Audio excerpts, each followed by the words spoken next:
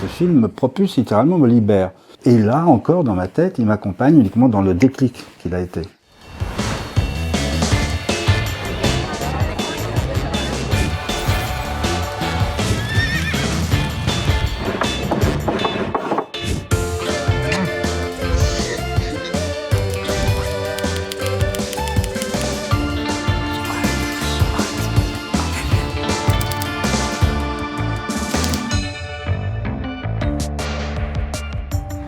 Alors, il y en a peut-être beaucoup, mais il y en a une qui s'est imposée de manière évidente, réellement évidente, et ça va surprendre, parce que ça n'a rien à voir a priori avec le dessin, la peinture, l'expression graphique. Il s'agit d'un film, un film de 1968, un film qui continue à poser beaucoup de questions à ceux qui l'ont vu, et ceux qui le découvrent aujourd'hui. C'est 2001, l'Odyssée de l'espace de Stanley Kubrick. Alors, pourquoi un film comme ça peut-il déclencher, je dirais, j'ai pas peur de le dire, hein, déclencher la carrière d'un autre artiste?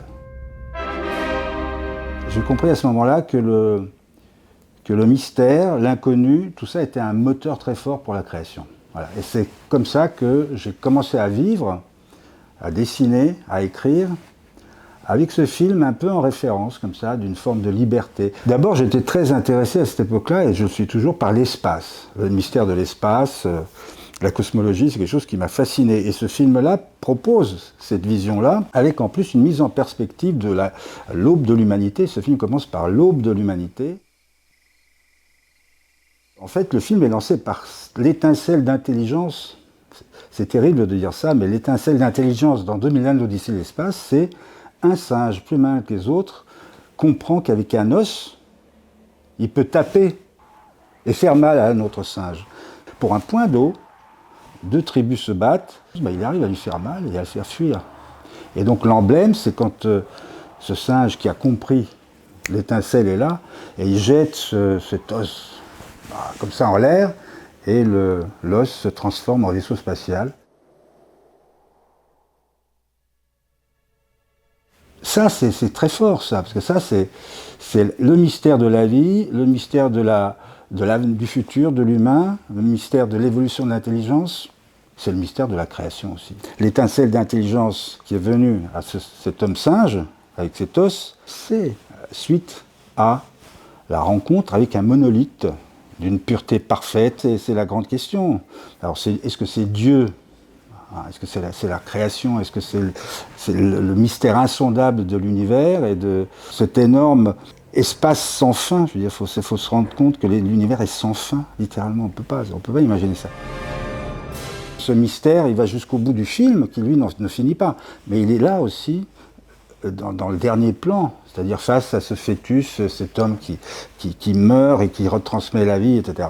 Donc, cette fin, absolument, il est impossible à résumer, il est impossible à expliquer. Et Kubrick lui-même le dit, et aussi Arthur C. Clarke, qui est l'auteur du roman, qui n'a rien à voir finalement avec le film, lui aussi, tous deux ont discuté sur la fin et n'ont pas réussi à se mettre d'accord, et personne ne sait exactement ce qu'est cette fin. Et Kubrick dira un truc génial, il dira, si Léonard de Vinci avait expliqué le mystère du sourire de la Joconde, est-ce que la Joconde aurait traversé le temps avec autant de mystère, autant de beauté?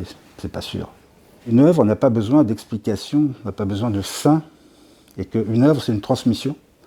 C'est un appel, c'est une transmission à celui qui regarde, qui la reçoit, et qui peut en faire sa propre littérature, sa propre compréhension, et avec son propre imaginaire.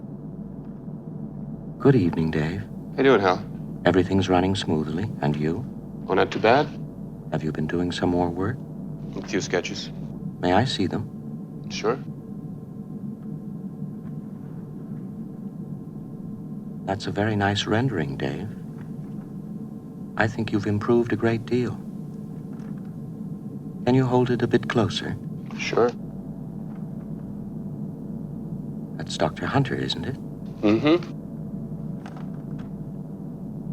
By the way, do you mind if I ask you a personal question? No, not at all. Well, forgive me for being so inquisitive, but during the past few weeks, I've wondered whether you might be having some second thoughts about the mission. How do you mean? Well, It's rather difficult to define. Perhaps I'm just projecting my own concern about it. I know I've never completely freed myself of the suspicion that there are some extremely odd things about this mission.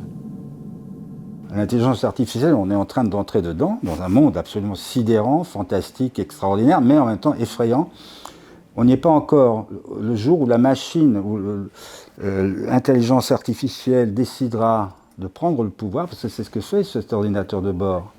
Et l'ordinateur de bord les voit discuter, les entend pas, mais il voit le mouvement de leurs lèvres, de profil. Tac, tac, les mecs ils discutent comme ça, et là il comprend.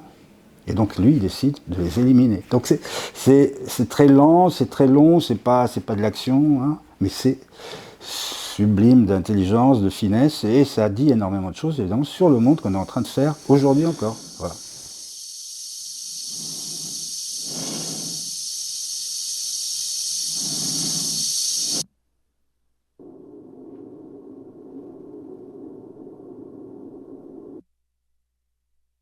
Je pense que, même pas inconsciemment, consciemment, ce film m'a donné ce goût de la curiosité scientifique. Je prends des libertés énormes avec la science. Tout ce que je raconte, c'est même ce bug, la manière dont je le raconte, ça n'a rien à voir avec la science. Ça ne tient pas, mais ça nous stimule. Et cette liberté vient, je pense, j'en suis sûr, de 2001 de l'Odyssée de l'espace, puisqu'il y a de la technologie, il y a du mystère et on n'a pas la fin. On ne sait pas ce que c'est. Donc, ça m'a donné un sens, de telle sorte qu'effectivement, tous mes scripts, tout ce que je fais seul, est marqué du sceau d'une vision d'un futur proche, et où la question du cerveau, de la mémoire, tout ça est au premier plan. C'est exactement ce que raconte ce film aussi, c'est comment la mémoire humaine a réussi à le propulser jusqu'à cette mission vers Jupiter et au-delà, parce que c'est toujours au-delà que les choses continuent. Ce film, il n'est même plus, pour moi, il ne fait pas partie de l'histoire du cinéma, il fait partie de l'histoire de la création de l'esprit humain. Voilà.